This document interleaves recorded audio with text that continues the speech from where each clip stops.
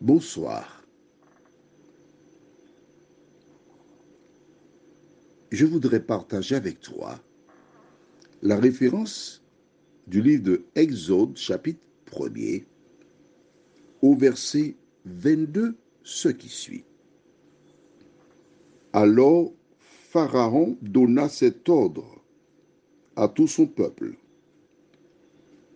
Vous jetterez dans le fleuve tout garçon qui naîtra, et vous laisserez vivre toutes les filles. Prions. Notre Seigneur et notre Dieu, en ce soir, fatigué, épuisé, éreinté, nous venons une fois de plus vers toi afin de recevoir les bénédictions que tu as pour nous. Que le Saint-Esprit nous enseigne. Nous t'en prions au nom de Jésus et pour ta gloire éternelle. Amen. Pour celles et ceux qui ne connaissent pas les précédentes déclarations, je voudrais rappeler que Dieu avait dit à Abraham que ses descendants seraient esclaves, assujettis à un peuple, mais à la 4e génération, que lui, l'Éternel, viendrait les délivrer. Bien avant Abraham, lors du péché originel, quand Ève et Adam mangèrent du fruit, Dieu avait déclaré à Ève que sa postérité écraserait la tête du serpent et que ce dernier le blesserait au talon. C'était tout simplement une prophétie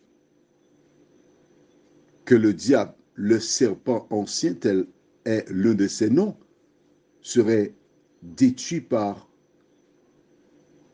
un humain descendant d'Ève et Adam.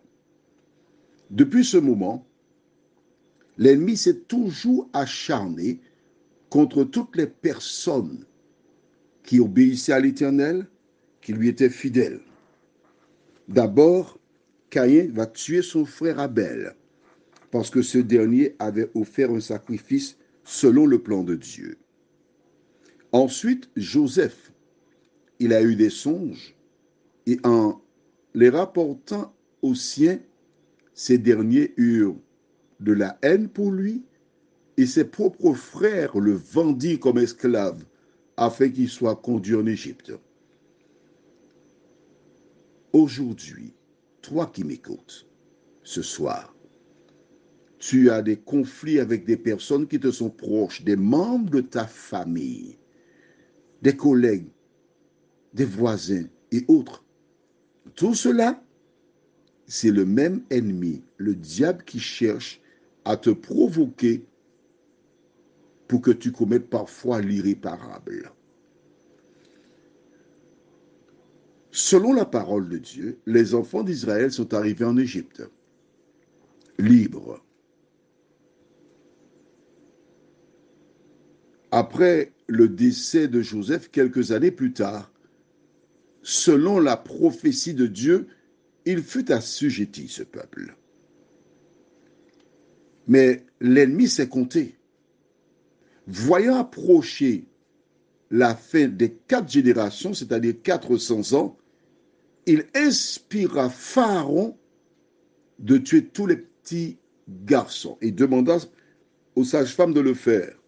Nous avons vu avant-hier comment ces sages-femmes avaient la crainte de Dieu. Je te pose une question. Quand dans ton entreprise, il y a quelqu'un qui est fidèle à Dieu et que tu persécutes, sais-tu que tu auras de gros problèmes? Cette personne ne partage pas ta foi et tu lui fais des injustices. Il ne faut jamais faire cela. Alors, je t'invite donc, si telle est ta pratique, à aller lui demander pardon, lui donner ce qui lui revient et ensuite demander pardon à Dieu. Comme nous l'avons vu hier, ces deux sages-femmes qui avaient la crainte de Dieu, Dieu leur a fait du bien et il a béni leur maison. Je t'invite à faire comme elles. Ainsi, tu protégeras tes enfants et autres membres de ta famille de désillusions, de souffrances, de maladies, d'accidents.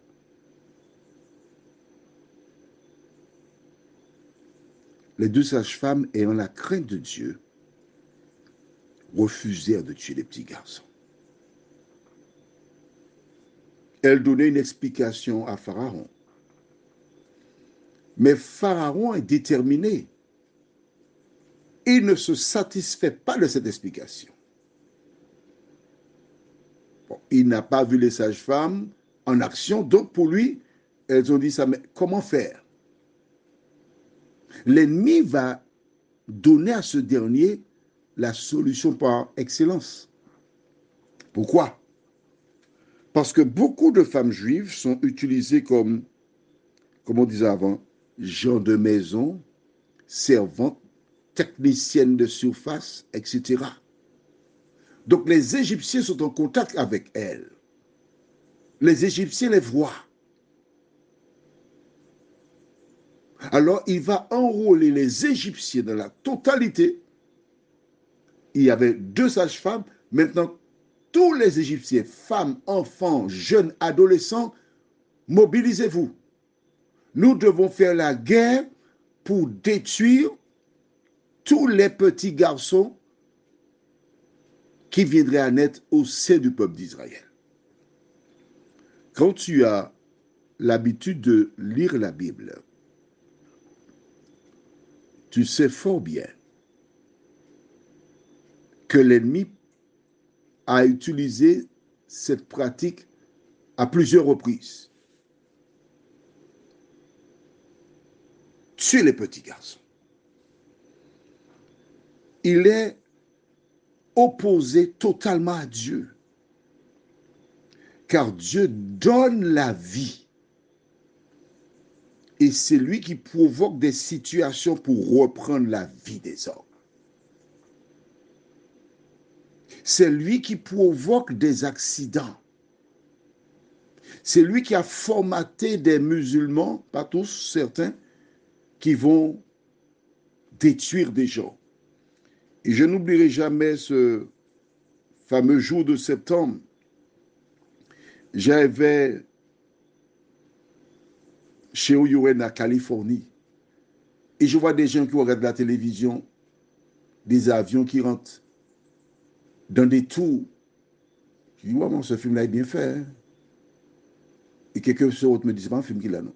Quelqu'un me dit, pardon, parce que j'ai promis à mes amis de Lyon de ne pas utiliser le créole. Quelqu'un me dit, ce n'est pas un film qu'il a, non. Des avions qui sont entrés dans des tours à New York.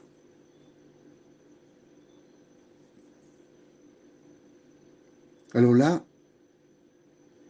j'ai été sans foi.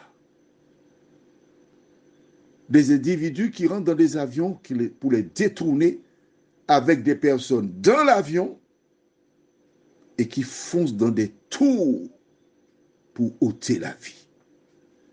Nous savons que c'est l'œuvre du diable. Aujourd'hui, le même diable provoque des situations pour que nous agissions pareil. Mais rappelle-toi, si tu es un enfant de Dieu, tu donnes la vie, jamais la mort. Prions. Seigneur, plus que jamais nous reconnaissons ce soir que ce monde va mal. Plus que jamais nous reconnaissons ce soir que l'ennemi est déterminé, il n'abandonne jamais. Seigneur, de nous aider jour après jour, à nous nourrir de ta parole, à entretenir notre cerveau de tout ce qui élève l'âme, notre âme, notre personne, afin que nous ne puissions jamais nous laisser emporter par la colère et faire le mal. Seigneur, en ce soir, plusieurs de celles et ceux qui écoutent ce message ont eu un enfant, un époux, une épouse qui a été victime de violence et qui ont encore la haine dans leur cœur, la vengeance. Viens les visiter encore ce soir, afin qu'ils se rappellent que les enfants de Dieu n'entretiennent pas de tels sentiments. Aide-les à tout remettre entre tes mains, nous t'en prions. Au nom de Jésus et pour ta gloire éternelle. Amen. Je te souhaite une bonne nuit sous le regard de Dieu.